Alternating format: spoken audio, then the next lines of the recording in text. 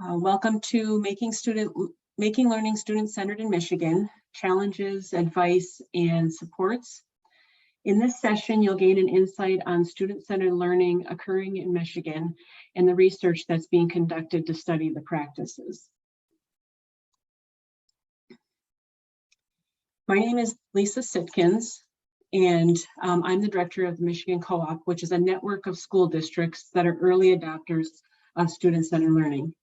Through collaborative sharing of ideas and resources, these districts are redesigning the public school system within their communities. Districts leverage each other's strengths and create a culture of learning that empowers educators to personalize learning for every student. Two of the Michigan CoOp district superintendents are on this panel today. Dave Eichberg, he's the superintendent of Berrien Springs Public Schools, which is a district who provides many opportunities for students to personalize their learning, and they've been on their journey for probably about 12 years. And the other superintendent is Christa Davidson. He's the superintendent of Calumet, Laurium, and Keweenaw Public Schools, which is way up in the Upper Peninsula of Michigan. And he runs a micro school along with other student-centered learning options. Today, they'll be sharing their vision and actions, challenges, and advice from their student-centered learning journey. The other two panel members we have are from Michigan Virtual, Christa Green and Dr. Chris Harrington. Through the Michigan Virtual Learning Research Institute, these two have been studying student-centered learning in Michigan since 2020 and have done a deeper dive with some of the Michigan CoOp districts, and they'll be sharing their findings. So we hope through this discussion you will consider ways in which you can make learning student-centered, recognize supports that your teachers may need to move towards more student-centered learning opportunities, and be inspired to find a coalition of the willing to take action in your district. If you have any questions throughout the session, feel free to put them in the chat, and let's go ahead and get started. Christa, would you like to share the research that Michigan Virtual has been doing in regards to student-centered learning over the course of these last 3 years? Sure, thanks, Lisa. Over the last 3 years, our research has gotten progressively more focused. We started a bit more broad and then have focused it.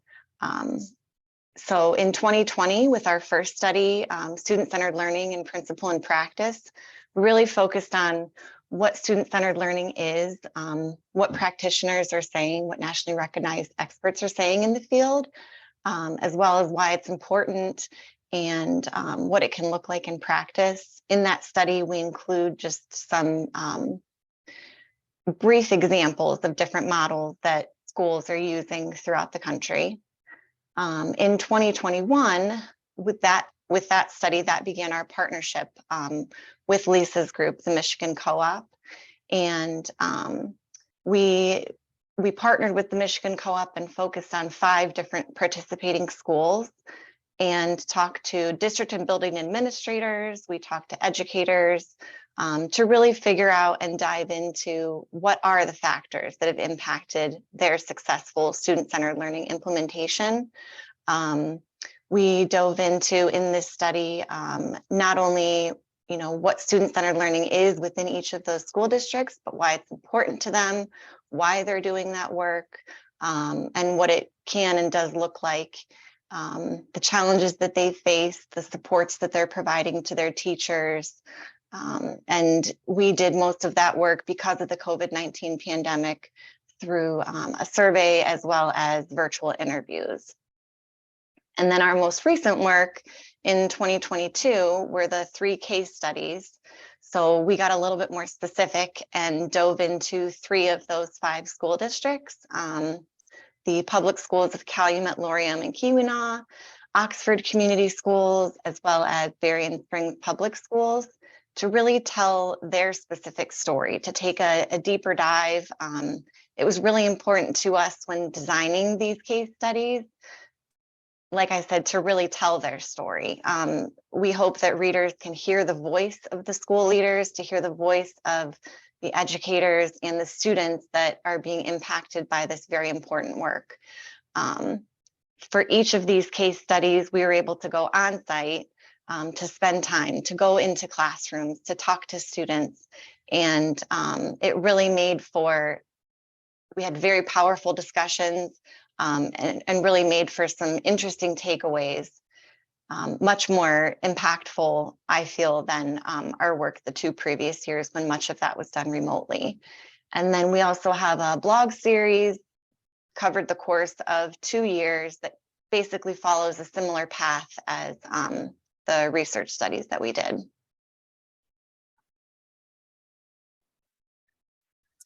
Good afternoon, everyone.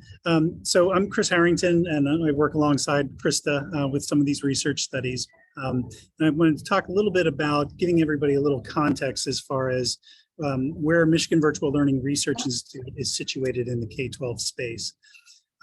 MVLRI, the Institute, is a program within Michigan Virtual. In Michigan Virtual, we do more than just research. We actually focus on providing digital content for students, and that's available not only to Michigan students, but also to students throughout the country.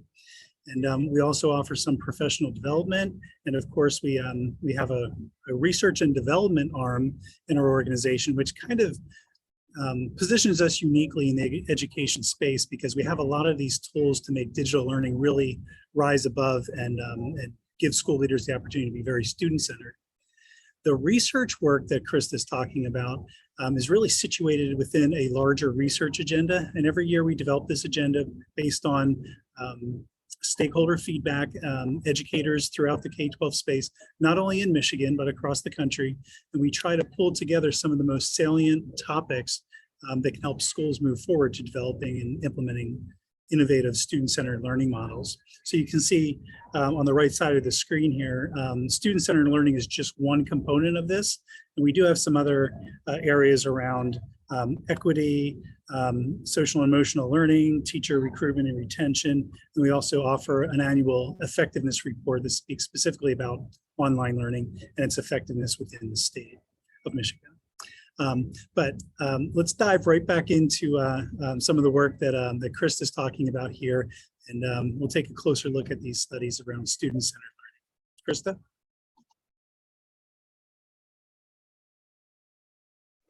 Thanks, Chris.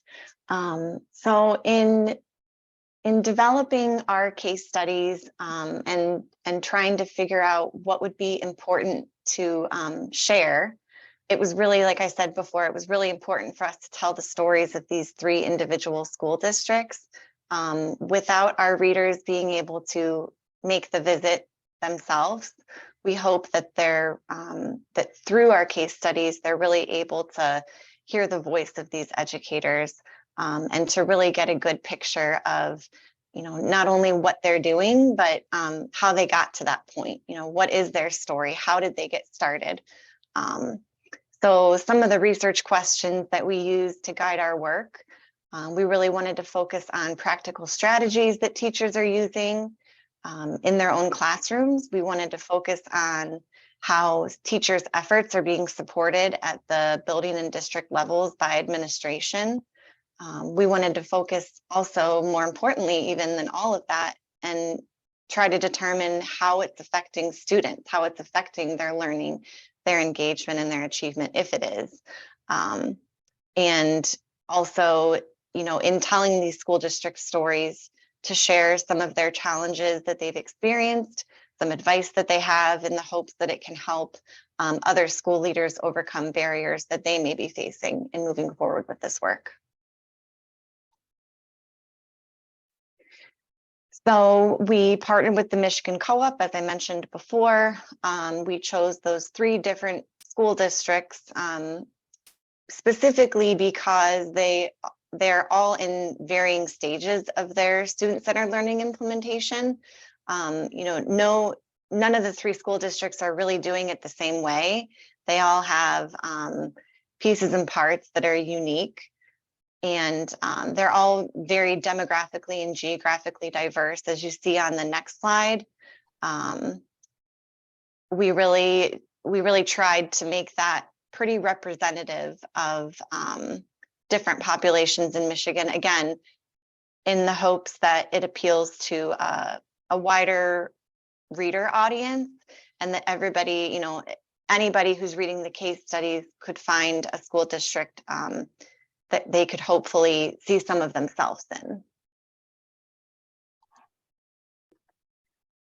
And just to briefly share some of the findings, and I know Chris and Dave have a ton to share, but these are some of the some of what I think has been very impactful that surfaced from our research in terms of these school districts and what they're doing to be successful in their student-centered learning journey. So, you know, not that standards-based grading and proficiency scales have to be a precursor to competency-based education, but it seems that by doing that, it has really helped some of these school districts and has served as a stepping stone or a building block towards competency-based education. It's also, you know, using proficiency scales and thinking about standards-based grading has helped teachers and students be able to talk more effectively about learning. And from the student's point of view, to also see learning as a journey instead of this fixed point in time, you know, a fixed point in time measurement of their learning. So that's been very powerful. The districts that have a portrait of a graduate is helping to provide a guiding vision for these school districts to help educators, to help teachers, to help, you know, the entire educational community see where everything is going, to see that bigger picture. These school districts are personalizing their professional development rather than having it just be, you know, everybody gets the same thing. By personalizing their professional development, it's really serving as an example and a model for teachers for what, you know, they are in turn implementing in their own classrooms, helping them see the benefit of personalizing learning for their students. The importance of community connection has been huge with all three of these school districts. So their virtual programming options, their homeschool partnership programs, I think both Dave and Chris can speak more to that, but really it's this community connection that's helping them meet the diverse needs of the students and their families within their community. Project-based learning and flexible pathways like CTE programs, like early middle college programs, work-based placement programs.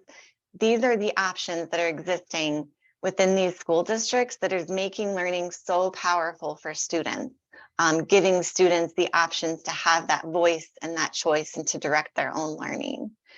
And an example of some of these school districts just making it their own is having multi-age classrooms. I know Chris will speak to that and talk a little bit about the micro school that exists at their elementary. But each of these school districts really, you know, they're not taking and trying to replicate what they see somebody else doing. They're recognizing that it's important to make it work for them, to make it work for their students and what they need, and to make it fit in with their, you know, their teachers and what is feasible for them to do at that time. And then I hope that this comes through in the case studies. And I wish you were able to hear the impact that, you know, that this important work is having on students. You know, it is making an impact. And to hear the students that we spoke to talk about how much having voice and choice and how much, you know, how much the opportunities that they have that are being provided by their school district, how much it impacts their engagement was incredibly powerful. And I hope that comes through in our case studies. So I am very excited for you to hear more from Chris and Dave. You know, they have a ton to share about the exciting and important work that they're doing. So with that, I'll turn it back to Lisa, and we'll hear more from Chris and Dave. Great, thanks, Christa. Before we get into hearing from the superintendents, are there any questions about the research that any participants would have for Chris or Christa?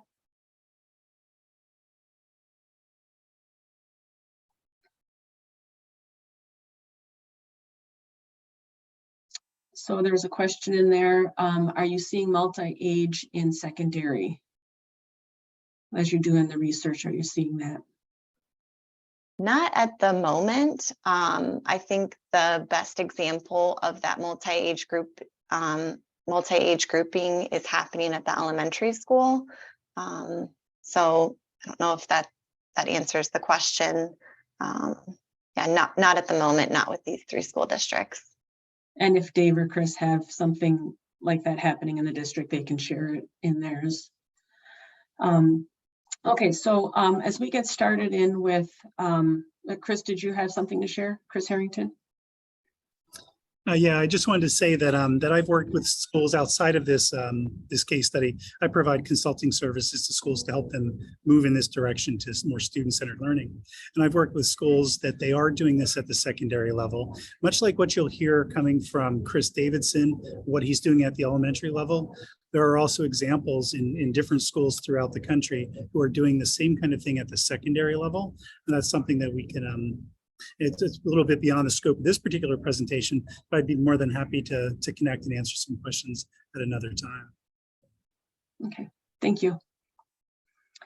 So let's start with Dave Eichberg, and then after Dave's done, Chris, if you can share your vision for student-centered learning in your district, not necessarily your journey at this point in time, but just the vision of what you see, where you would like to be. This journey that you're going on, where are you heading? Thank you, Lisa. First, I just want to thank all of the audience members for your participation and your interest in some of the work that we are doing around student-centered learning in Michigan. I would say that our vision here in Berrien Springs is twofold. First, it's really to move to a place where we can honestly say to ourselves that we are meeting the learning needs of all students. For some, that may sound a bit cliche-ish, but that's the absolute vision that we have here. And secondly, more of a personal goal. It's not a district goal, but as the leader of the organization, I am really working with our leadership team to change the mindset of all of our staff in this district. And the mindset that I'm working on changing, or that we're working on changing, is to begin to value education and viewing education through the lens of the student learner. When we do that, there's a very different perspective that we have about education, and a different perspective about teaching and learning. And that is a mindset shift that we are working on in our district. Mm-hmm. Great, thank you. Chris Davidson, you want to share the vision for Calumet? Yeah, I think our vision is really making a full transition, and David alluded to the mindset shift, and I think that's the critical component of that, from a very traditional model of learning. And I know you'll see all the different programs we offer and the choices and options to parents, but when you look at our high school, our elementary and middle school, they've been very traditional in nature. So making that mindset shift to understand that learning happens in many different ways, in many different places, and at different paces. And so how can we adapt our learning model to create that learning pathway and progression for students, to meet those individualized needs of students. So that's the work we're just starting to scratch the surface on, and the direction that we would like to see our efforts go as educators here. Mm-hmm. And both of you were on that journey of going towards the student-centered in terms of how they perceive their learning and how they want to be in charge of their learning. And I think that since the pandemic, it has really opened up a lot more students to realize that there is learning beyond just the school walls and different ways that they can do it and that they can personalize their learning. So I'm really hopeful that, through this pandemic, that we have more districts that are going to be moving in that direction to meet those needs of the individual students. Dave, will you go ahead and share your work towards becoming student-centered and what you need to do next? Thanks, Lisa. So just to provide our participants with some context, Berrien Springs Public Schools began our first investment in virtual learning more than 12 years ago. It started with an alternative education program. And the effort was motivated by the state superintendent at that time, Michael Flanagan, creating seat time waivers. We were one of the early adopters of a seat time waiver in our alternative education program, which is for grades 9 through 12. These were typically students who were either severely lacking credit toward high school graduation, or students that were just disillusioned with traditional learning and were looking for a flexible learning option. That original program has now grown to 28 virtual learning centers, which are physical locations throughout Michigan. 3 of them are in the Upper Peninsula, which distance-wise, it's 6 to 7 hours by vehicle to drive to those locations. So they are a far distance from our home district. We've also created a partnership with homeschooled students in the Tri-County area, which is the 3 counties that are bordering Berrien Springs Public Schools. We have more than 1,000 homeschool students taking courses with us virtually through a project-based learning model, which is it's really a blended model of virtual and actual hands-on project-based learning.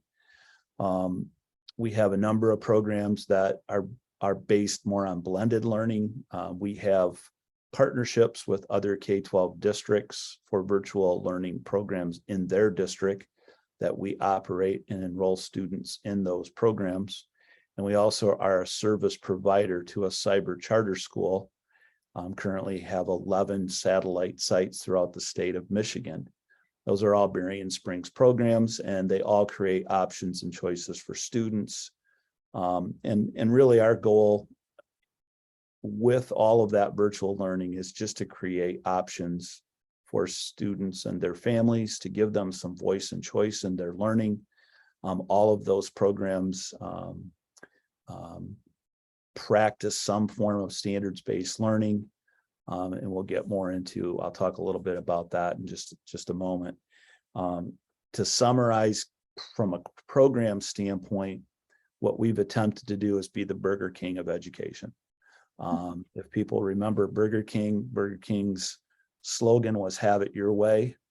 Special orders don't upset us. And that's kind of what we've adopted at Berrien Springs. Our goal is to create as many options that we feasibly can manage for a student so that they can navigate through our learning system in ways that is of interest to them, that meets their learning needs and their unique situations in life.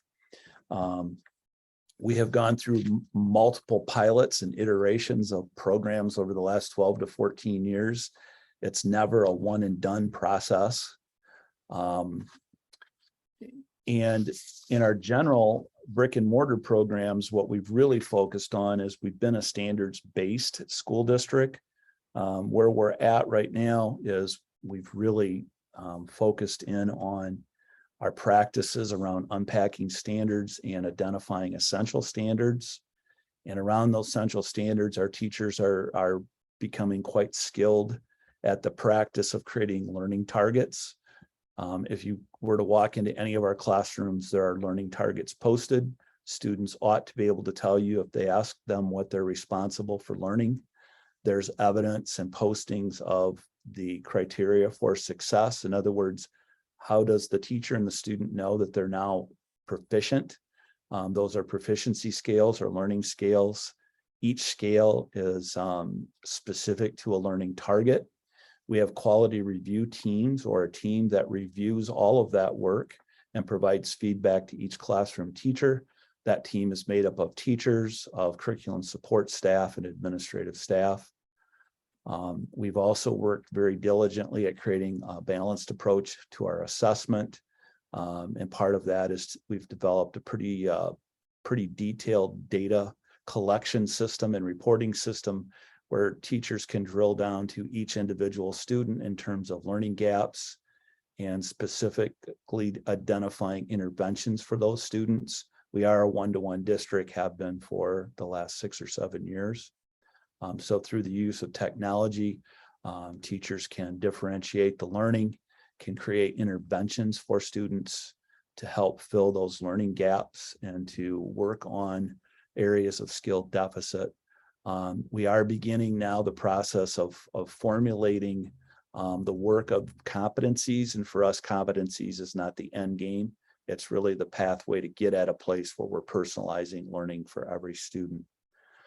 So in a summary, Lisa, that's what our district has been working on, and brings us pretty up to date on the work that we're doing today.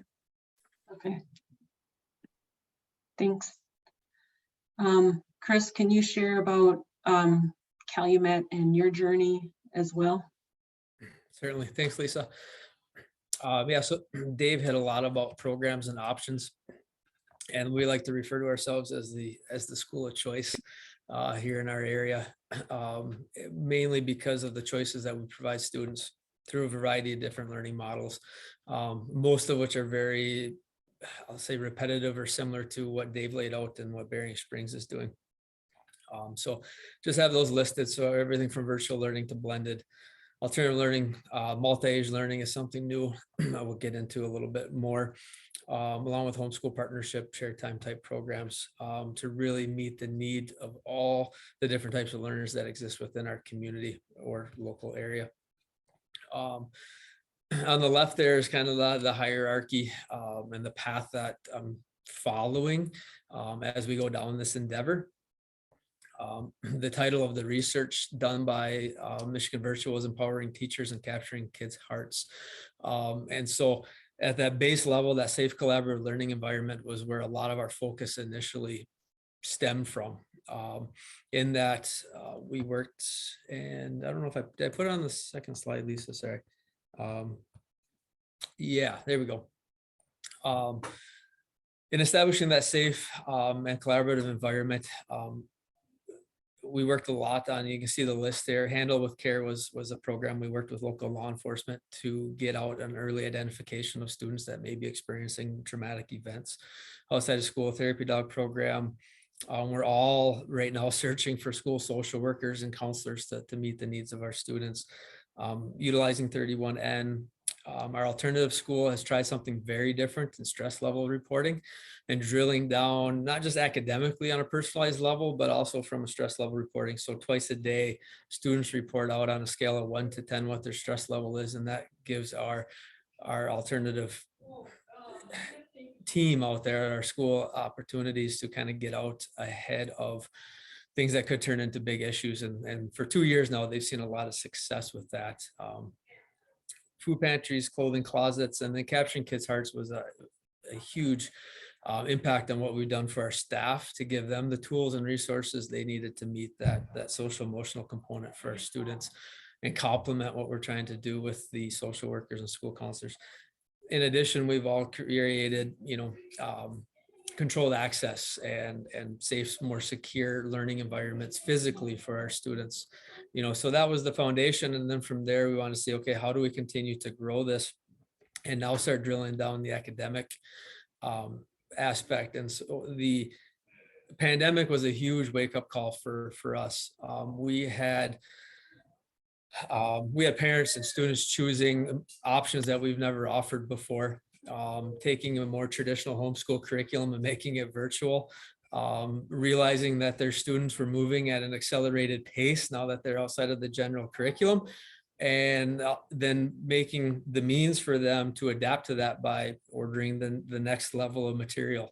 Or if they weren't performing, if they seemed to be struggling at grade level, we adapted, we went back.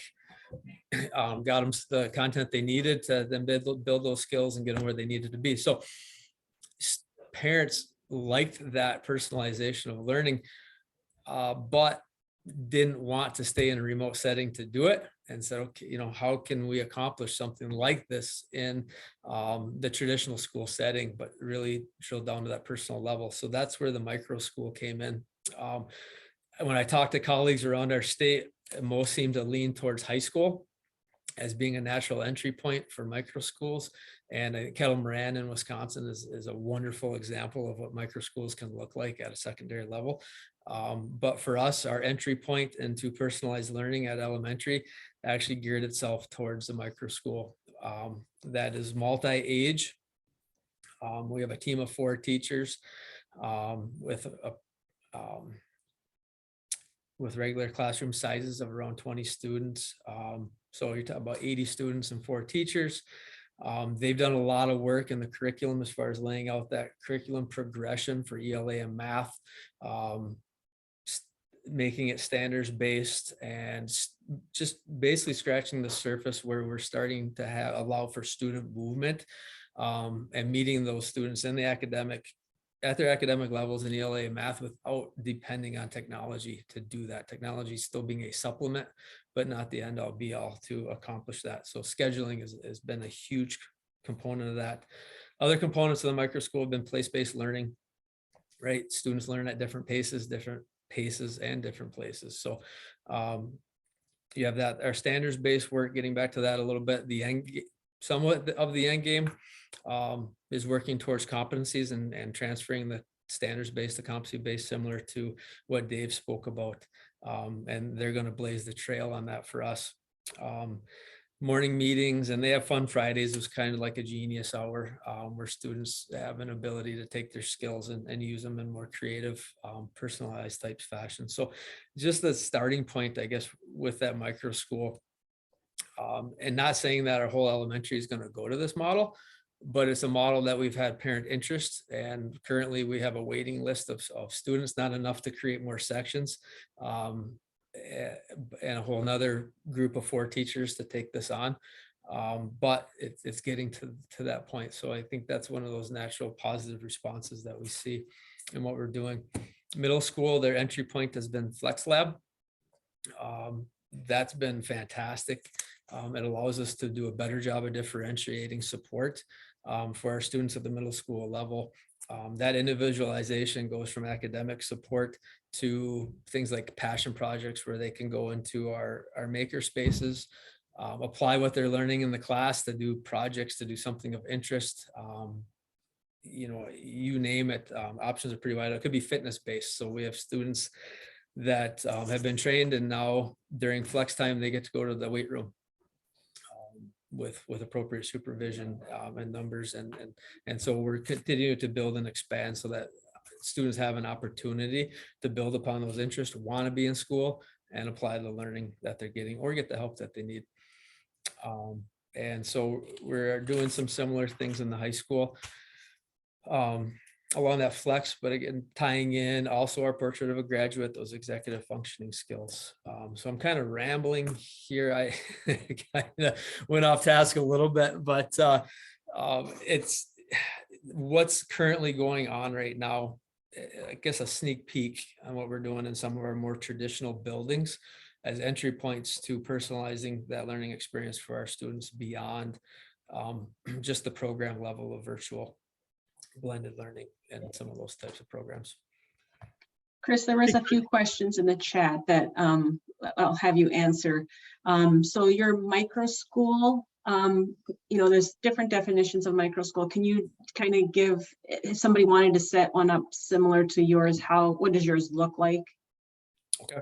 In terms of like, it's a school within a school, not a separate school kind of idea? Yes, it is not a separate standalone school. It is literally, a school within a school. We call it CLK Engage. It resides right within our elementary school, right alongside of our traditional elementary programs and classrooms. I guess I started using the micro school term because I liked it better than school within a school, but that's essentially what it is. So they have their schedule. And it fits right into the overall schedule of our building and elementary school as a whole. Okay, and having it be grades 1 through 4 this year really puts pressure on your next level, each year the next level, right? Because now you have all these kids who have had this experience who now want that same experience at the next level up. So there's some work to be done there, right? Yeah, there's some work to be done, but our growth, we wanted to be based on not a top-down approach where we're saying, hey, look, this needs to happen. You need to be ready. But giving exposure to other teachers in the building to see what Engage is all about, how it functions, how it works, and letting them garner interest. That's how we grew this year. At one point, I didn't think it was going to grow. I thought we were still going to be grades 1, 2, and 3, but we had a teacher take a lot of interest in what was going on with the program. Said, look, I'd be interested in doing it. I don't care what grade level it is. Put me where you need to. I want to be part of the program. And that allowed us to then, again, grow based on not only student interest, but also teacher-based interest. Okay. Another question that was in the chat is about the virtual piece. I don't know if it's specifically for the micro school. It asked, do you design your own online courses or do you buy them from a vendor? I know Dave Eichberg responded that they do use Edgenuity for their online instructional platform. What kind of online content are you using in the micro school? The micro school, we're just using some programs to supplement the learning. We do use Seesaw at our elementary as our learning management system. I will say there's limited learning going on through the actual LMS. We use Core 5 to help supplement ELA instruction.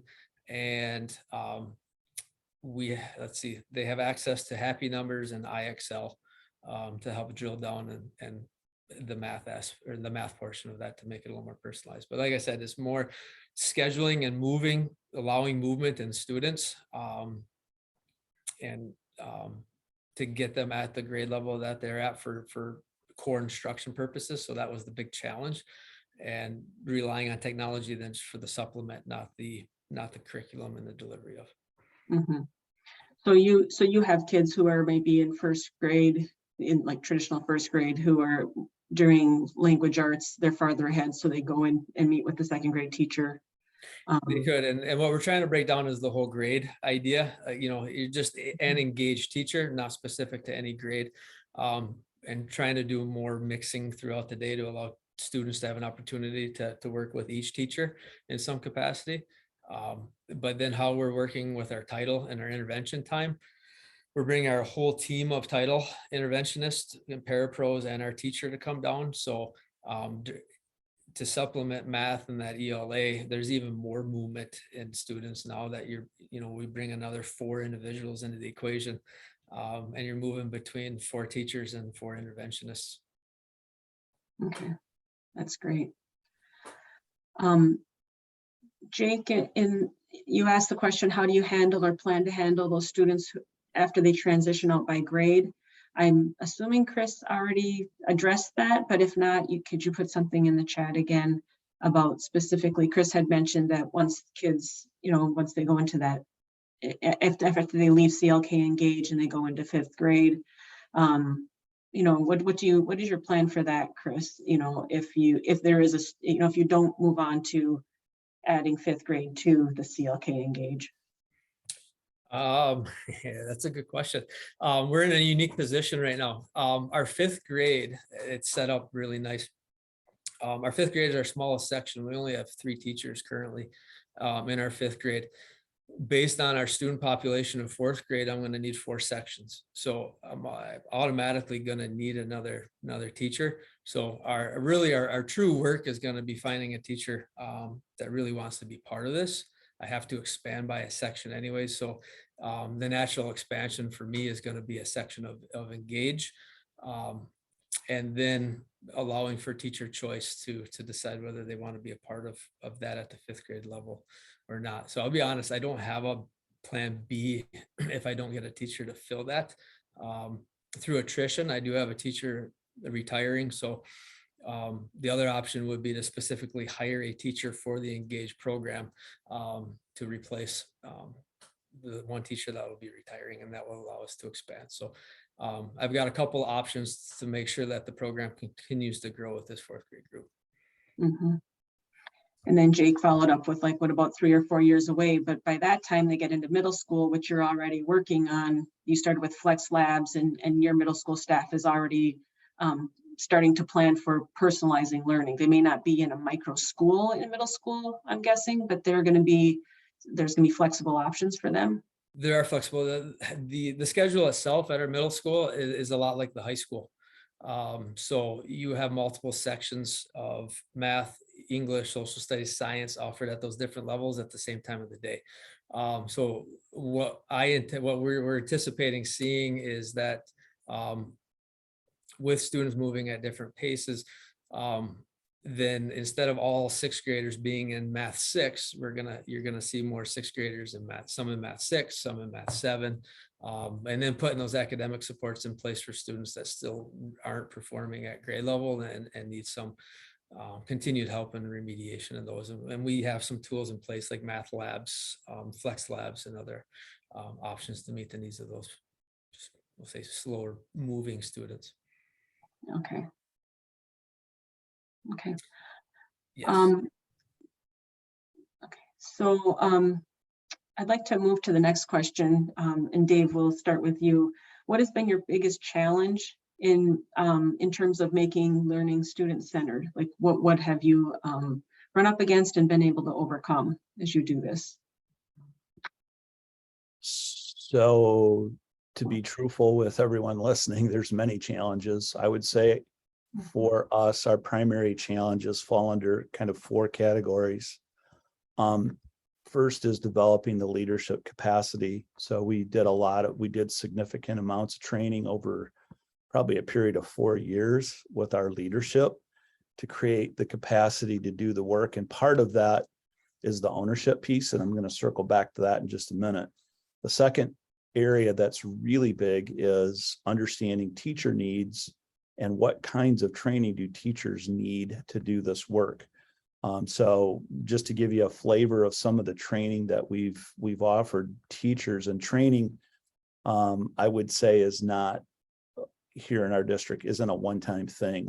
Some of the training I'm going to talk about, we started several years ago, we are continuing to do. So work in PLCs, and the biggest challenge with that is finding time to do it. We've tried to embed it into the workday so that we're not asking teachers to come in before school or after school hours to do that work. And for the most part, we've been able to embed that in the school day and also do it in a way where we're not taking away from instructional time. So we're not shutting down the school system for a late start 1 day a week. We're not shutting down the whole school system for early dismissals. We've just figured out how to do it in the day. We've spent a considerable amount of time training teachers on project-based learning, a lot of training around balanced assessments, understanding how to unpack standards and identify essential standards, and from those standards, write student-friendly learning targets and scales that clearly identify what a student needs to do, what they need to know and do, so that the student understands what's expected of them and the teacher understands, and knowing what those success criteria look like.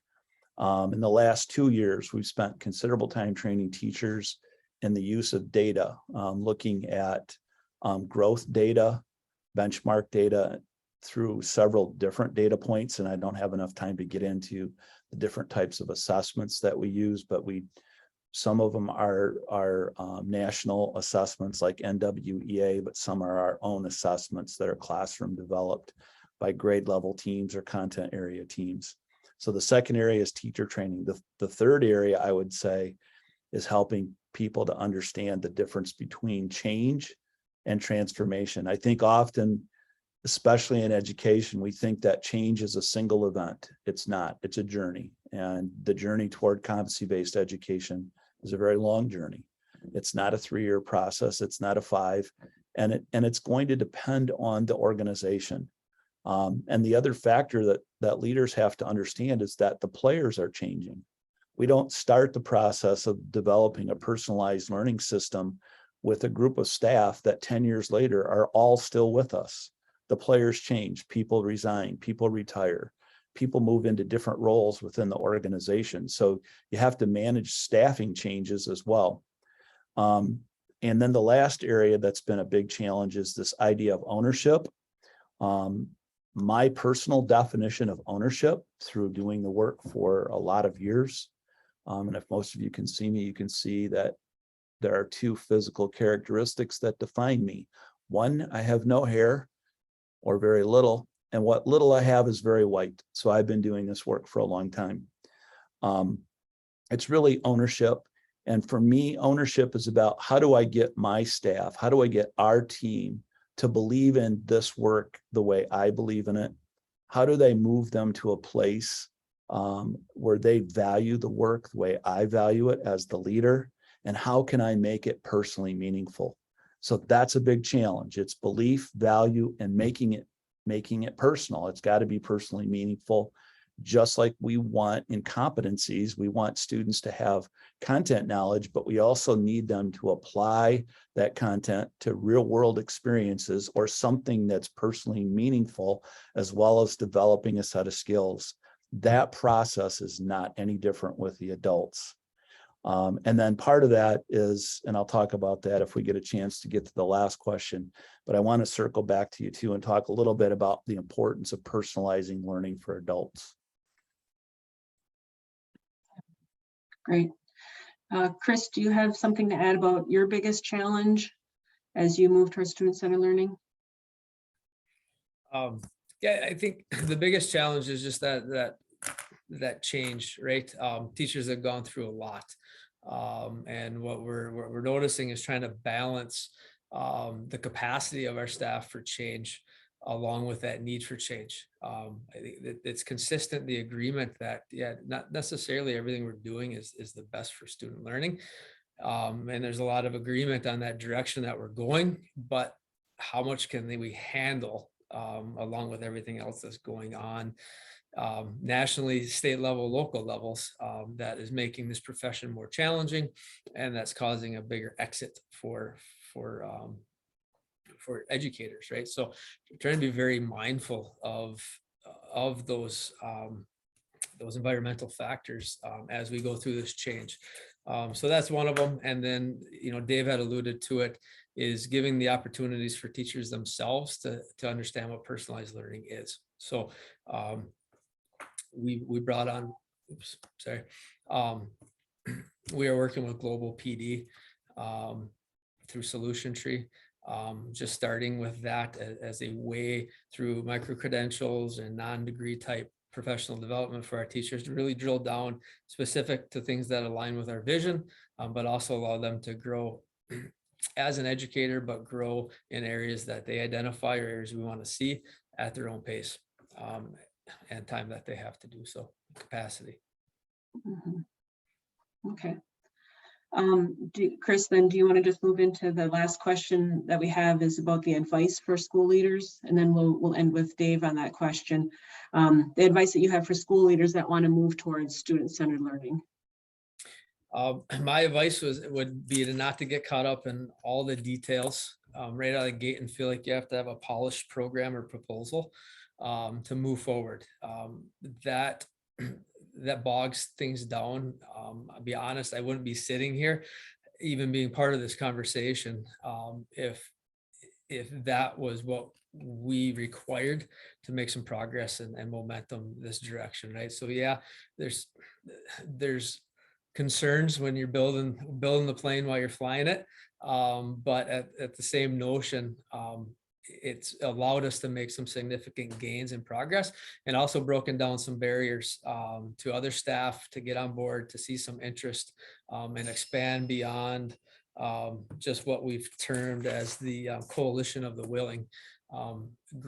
Grow that momentum, grow that interest, and keep moving forward. So, as we did research on competency-based personalized learning, right, it's hard to paint a picture of what it looks like in your district. Get out and see other school districts that are doing it. I mentioned Kettle Moran. We're not mirroring what they do, but we took a lot from them and found ways to adapt it to what our students need, what our parents wanted for the education of their children. So I guess that would be mine. Find those entry points and let your educators and leaders roll with them. Okay, great. Dave, would you like to share your advice?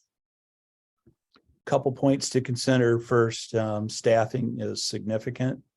One of the exercises that we engaged in was we completely restructured our hiring and recruitment practices.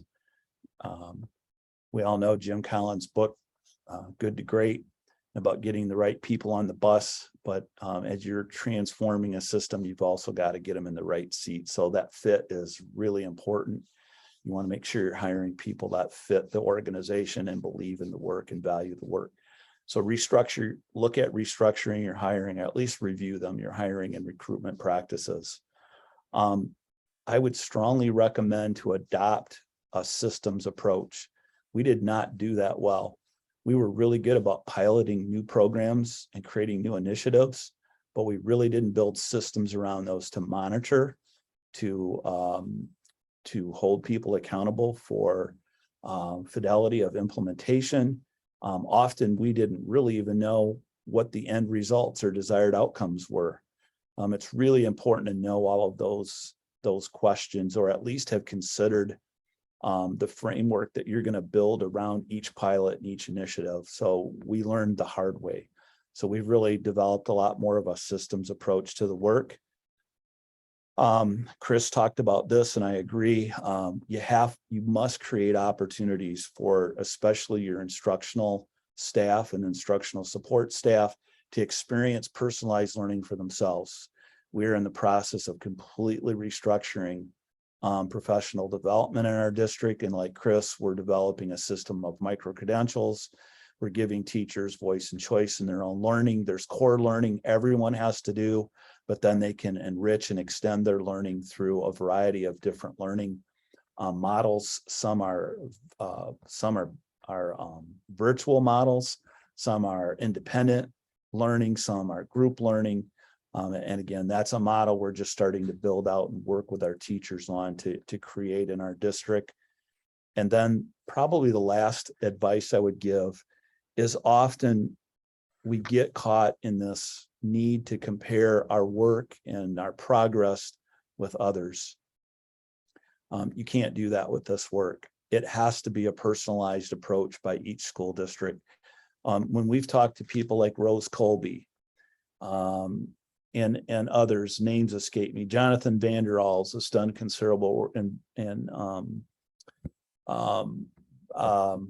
I'm sorry, names are escaping me. I wasn't prepared to share this. I'm off on a rabbit trail here, but we've worked with a number of consultants around the country, and it was Brian Stack is who I was trying to think of, and others. Virgil Hammonds with Knowledge Works has been in our district. Each school district is unique. You have unique situations. Your staff is unique. Your student learners are unique. Your community is unique. Personalize the process that best fits your organization. Don't try to take a model that Chris has used or Dave has used and say, we're going to plunk that in the middle of our district because we like what they're doing. You have to take a personalized approach to this work. Thank you. And that's so true, because both of you, along with other Michigan Co-op districts, you are always sharing with one another. And while you may have similar programs, like I'll have homeschool partnerships, not all your homeschool partnerships are the same. Not all of your virtual school programs are the same. How you blend with other, let the students blend the programs to personalize it for them is not the same in all of your districts. And so I think that's really important for people to realize. When you personalize it, it's not just personalize it for kids, but it's personalizing it for staff. So staff can actually see and feel, experience what it's like to be learning in a personal format for themselves, so that they get excited about it to do it for their students, but also even at administrative levels and things like that. So definitely it's larger than just saying, oh, we need to personalize learning for students. Chris Harrington, does Michigan Virtual have plans to continue the work and conduct the studies on student-centered learning? Yes, absolutely. Just to pile on with what both you and Dave just said, it really is about a personalized approach for every school or district. They need to do it their way. They need to do it in a way that's going to work for their school community. And as a result, that's one of the core beliefs that we have at the Institute. So what we like to do is we like to go into districts and tell their story. And as Christa mentioned, share some ways that schools are doing this so that other school leaders or teachers can grab onto some of these stories, and they can transition that into what could work in their own schools or districts. So one of the things that we're excited to do is continue working with Chris Davidson at CLK Schools and follow the Engage program over time and share that story. So Christa Green's taking the lead on that, and she's amazing. And if you haven't read her work, you gotta check it out. But she's going to be putting out a series of briefs that are going to tell pieces of that story and make them nice and bite-sized so that they can be easily consumed and understood by the readers in the audience. And of course, our greater research agenda is going to make sure that we're also focusing on student-centered learning practices. It's exciting. Thank you. I'd like to thank everyone who was on this session with us. Especially thank you for those who have engaged in the chat and asked questions and really have been interested in finding more about it, about the districts in Michigan that are doing student-centered learning. If you have any questions or would like follow-up or would like to talk to either the researchers or to the superintendents or myself, this is our contact information here. Please take a moment before you leave to take the Aurora Institute survey. I saw that Natalie put that into the chat. So if you could do that, that would be great. And if there's any, we have a couple minutes left. If there's any further questions for us.